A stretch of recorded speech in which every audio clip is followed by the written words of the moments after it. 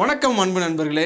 வேதாகம ஆச்சரியங்கள் என்னும் இந்த நிகழ்ச்சியை பார்த்து கொண்டிருக்கும் உங்கள் ஒவ்வொருவரையும் இயேசு கிறிஸ்துவின் ஈடுநீற்ற நாமத்தினாலே வாழ்த்துக்கள். ஒவ்வொரு நாளும் வேதாகமத்தில் உள்ள ஆச்சரியமான தலைப்பை படிச்சுட்டு வந்துட்டுருக்குறோம். இன்றைக்கும் நம்ம வேதாகமத்தில் உள்ள ஆச்சரியமான தலைப்பின் கீழ் நம்ம ஒரு பாடம் படிக்க போகிறோம். வாங்க நம்ம நிகழ்ச்சிக்குள்ளே போகலாம். மாதவன், இந்த நாளில் வேதாகமத்திலிருந்து நம்ம என்ன ஒரு ஆச்சரியமான காரியத்தை படிக்க போகிறோம்?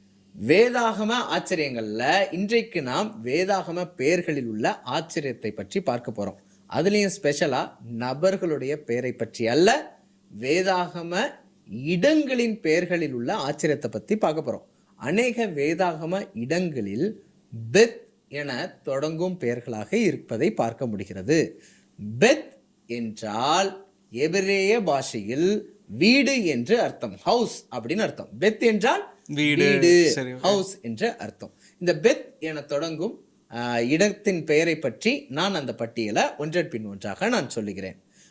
முதலில் பெத்தேல் என்ற பெயர் இருக்கிறது, பெத்லஹேம் என்ற பெயர் இருக்கிறது, பெத்தானி என்று இருக்கிறது, பெத்சாய்தா என்று இருக்கிறது, அதற்கு பிற்பாடு பெதஸ்தா என்று இருப்பதை பார்க்க முடிகிறது. இந்த 5 பேருமே இடத்தின் பெயர் தான். இந்த 5 இடங்களின் பெயரை பற்றியும் அதனுடைய அர்த்தத்தை பற்றியும் அங்கே நடந்த முக்கிய நிகழ்வு பற்றியும் நான் உங்களுக்கு சுருக்கமா நான் சொல்றேன். கவனமா கேட்குறீங்களா? நிச்சயமா. முதலாவது பெத்தேல் என்று வைத்துக் கொள்ளலாம். பெத் பிளஸ் இஎல் என்று வைத்துக் கொள்ளலாம். பெத் என்றால் வீடு, ஹவுஸ் என்று அர்த்தம். இஎல் என்றால் எலோஹிம், தேவனை குறிக்கக்கூடிய பதம் என்று நாம் எடுத்துக்கொள்ளலாம். அப்படி என்றால் பெத்தேல் என்றால் தேவனுடைய வீடு என்று பொருள். இந்த பெயரை யார் வைக்கிறாங்க அப்படின்னா யாக்கோபு தான் வைக்கிறாங்க. யாக்கோபு தான் இந்த பெயரை வைப்பதாக ஆதியாகமம் 28ஆம் அதிகாரம் 19ஆம் வாக்கியம் சொல்கிறதை பார்க்க முடிகிறது. இப்ப நீங்க கவனிச்சு பார்த்தீங்கன்னா யாக்கோபு தன்னுடைய தகப்பனை ஏமாற்றி ஆசீர்வாதத்தை பெற்றுக்கொண்டு தன்னுடைய மாமனுடைய வீட்டிற்கு செல்லும் போது அவர் தூங்கிக் கொண்டிருக்கும் போது கனவிலே ஒரு பெரிய ஏணியையும் தேவதூதர்கள் ஏறி இறங்குவதையும் பார்க்கிறார். அப்பொழுது இது நிச்சயமாகவே தேவனுடைய வீடு என்று பெயர் வைக்கிறார், பெத்தேல் என்று பெயர் வைக்கிறார். இதுதான் இந்த இடத்திற்கான அர்த்தமும் சரித்திர பின்னணியுமா இருக்குது. அடுத்ததாக பெத்லஹேம் என்று நாம் பார்ப்போம். பெத் என்றால் வீடு, லெஹேம் என்றால் அப்பம், அப்பத்தின் வீடு என்று அழைக்கப்படுகிறது தான் பெத்லஹேம். இந்த ஊர்ல அப்பத்துக்கு சாப்பாட்டுக்கு பிரச்சனையே கிடையாது என்று சொல்லும்படியாக பெத்லஹேம் இருந்தது. அது மட்டுமல்ல, பெத்லஹேம் தாவீதின் ஊர் என்று அழைக்கப்பட்டது. தாவீதின் ஊர் என்று ஏன் அழைக்கப்பட்டது என்றால் தாவீது பெத்லஹேம்ல தான் பிறந்தாரு. சரி, அதை விட பெருமையான விஷயம், ஆண்டவராகிய இயேசு கிறிஸ்து எங்க தான் பிறந்தாருன்னா நம்ம பார்க்கிறோம். இந்த ஊர் அப்பத்திற்கு நிறைவாக இருக்கக்கூடிய ஒரு ஊரு. பெத்லஹேமை மையமாக வைத்து எழுதப்பட்ட ஒரு புத்தகம் தான் ரூத் புஸ்தகம். சரி, ரூத் புஸ்தகத்துடைய லொகேஷன் எங்க அப்படின்னு கேட்டீங்கன்னா பெத்லஹேம் அப்படிங்கிறத நம்ம பார்க்கலாம். இந்த தாவீதின் ஊர் பெத்லஹேம் என்பதை லூக்கா 2ஆம் அதிகாரம் 5ஆம் வாக்கியம் வாசிச்சா நாம தெரிந்து கொள்ளலாம். அடுத்ததாக நாம பார்க்கிறது பெத்சாயிதா. பெத்சாயிதா என்ற உடனே அதனுடைய அர்த்தத்தை நம்ம தெரிந்து கொள்ளலாம். பெத் என்றால் வீடு, சாய்தா என்றால் ஃபிஷிங், மீன் பிடிப்பவர்களின் வீடு என்று பொருள்படும். ஹவுஸ் ஆஃப் ஃபிஷிங் என்று அர்த்தம், மீன் பிடிப்பவர்களின் வீடு என்று பொருள்படும். இந்த மீன் பிடிப்பவர்களின் வீட்டிலே ஆண்டவர் சில சீஷர்களை பிடித்திருக்கிறார். ஆண்டவராக இயேசு கிறிஸ்துவின் 12 சீஷர்கள்ல பிலிப்பு, பேதுரு, அந்திரேயா, இந்த 3 சீஷர்களுக்கும் பெத்சாயிதா பட்டணம் தான் அவங்களுடைய ஹோம் டவுன், தாய் வீடு என்று நாம் சொல்லலாம். இதை எங்க வாசிக்கலாம் அப்படின்னா யோவான் 1ஆம் அதிகாரம் 44ஆம் வாக்கியம் வாசிச்சா இந்த 3 சீஷர்களும் பெத்சாயிதாவில் இருந்தவர்கள், மீன் பிடிக்கிறவர்களாக இருந்தவர்கள்.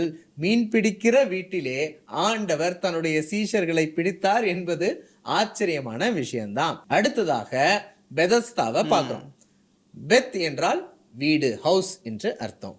ஹசாத் என்று எபிரேய பாஷையில பார்க்கும்போது மெர்சி அப்படின்னு சொல்லப்படுது. அதை கிருபை என்றும் நாம் சொல்லலாம், இரக்கம் என்றும் சொல்லலாம். இரக்கத்தின் வீடு, கிருபையின் வீடு என்று சொல்லப்படுவதை பார்க்க முடிகிறது. அதுலதான் இந்த பெதஸ்தா என்ற குலத்தின் பெயரில்தான் நாம் ஒரு காரியத்தை பார்க்க போறோம். என்ன காரியம் அப்படின்னா, இந்த பெதஸ்தா குளத்து பக்கத்துல தான் 38 வருஷமா வியாதியஸ்தனா இருந்த ஒரு மனிதனை ஆண்டவராகிய இயேசு கிறிஸ்து குணப்படுத்தினதாக அந்த பெதஸ்தா என்ற இரக்கத்தின் வீட்டிலே ஆண்டவராகிய இயேசு கிறிஸ்து 38 வருட வியாதியஸ்தனுக்கு இரக்கம் காட்டினார் என்ற ஒரு அழகான விஷயத்தை யோவான் 5ஆம் அதிகாரம் வாசிக்கும் போது நாம் தெரிந்து கொள்ளலாம். சரி, ஆமாவா இல்லைங்களா? ஆமா. நிச்சயமா. அடுத்ததான் நம்ம பார்க்க போறது பெத்தானி. பெத் என்றால் வீடு, அணி அப்படிங்கிறத சந்தோஷம், ஹாப்பினஸ்ன்னு சொல்லுவாங்க. சந்தோஷத்தின் வீடு என்று பொருள்படும். சரி, இந்த இடத்துல தான் லாசருவும் லாசருவின் சகோதரியான மார்த்தாள் மரியாள் இருந்த இடமாக இருந்தது. இந்த வீட்டிற்கு, இந்த பெத்தானியில் இருந்த லாசருவின் வீட்டிற்கு ஆண்டவராகிய இயேசு கிறிஸ்து அடிக்கடி போய் இளைப்பாறி இருந்து அவர்களோடு நேரம் செலவழித்து சந்தோஷமாக இருந்தார் என்பதை பார்க்க முடிகிறது. இப்படி பார்க்கும் பொழுது பெத் என்றால் வீடு என்று பொருள்படுகிறது. இந்த பெத் என்ற பதத்தை தான் அநேக இடங்களுக்கு, இந்த 5 இடங்களுக்கு மட்டும் இல்ல, அநேக வேதாகம இடங்களுக்கு முன்னாக வரக்கூடிய பெயராக வைத்திருப்பதை பார்க்க முடிகிறது. இதுல நம்ம கற்றுக்கொள்ளக்கூடிய ஆவிக்குரிய பாடம் என்ன அப்படின்னா, பெத்லகேமை போல நம்முடைய வீடும் அப்பத்தின் வீடாக, ஏழை எளியோருக்கு திருப்தியாக கொடுக்கக்கூடிய அப்பத்தின் வீடாக நம்முடைய வீடு என்ன பண்ணணும்? இருக்கணும். ஆண்டவராகிய இயேசு கிறிஸ்து வந்து தங்கக்கூடிய பெத்தானியில் உள்ள வீட்டை போன்று நம்முடைய வீடு இருக்க வேண்டும். ஆமாவா இல்லைங்களா? நிச்சயமா.